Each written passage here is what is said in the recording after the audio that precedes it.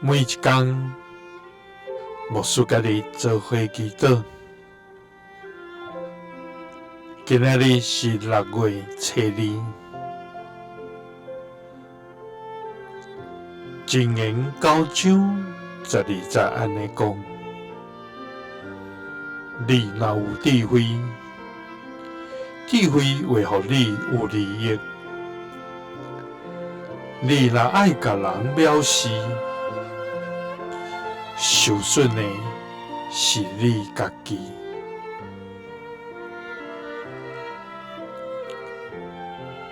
三角來祈禱，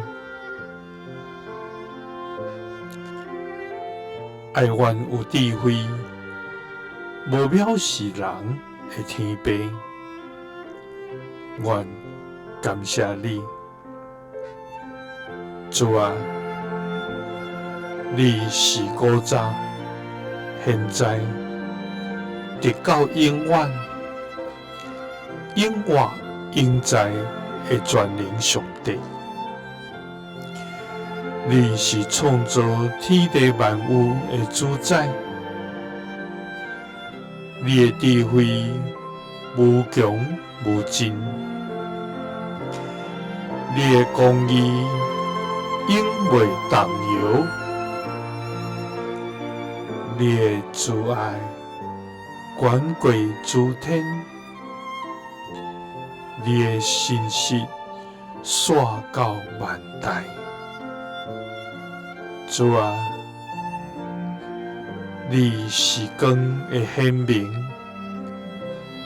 你是活命的賞賜者，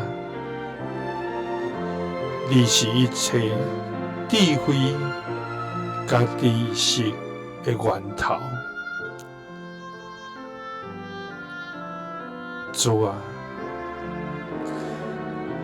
求你保守阮的心，互阮無成做愚昧的人。求你除去阮內面的驕傲、自尊、看輕別人的態度，互阮無對人的譏刺、論斷甲傷害。主啊，互阮無藐視人，因為藐視人受損的是家己。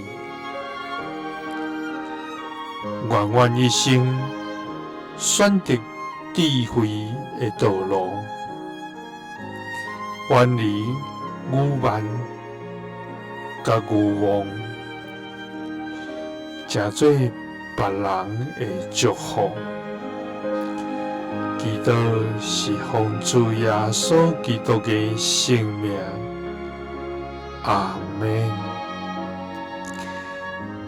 耶穌聽你，賜你平安。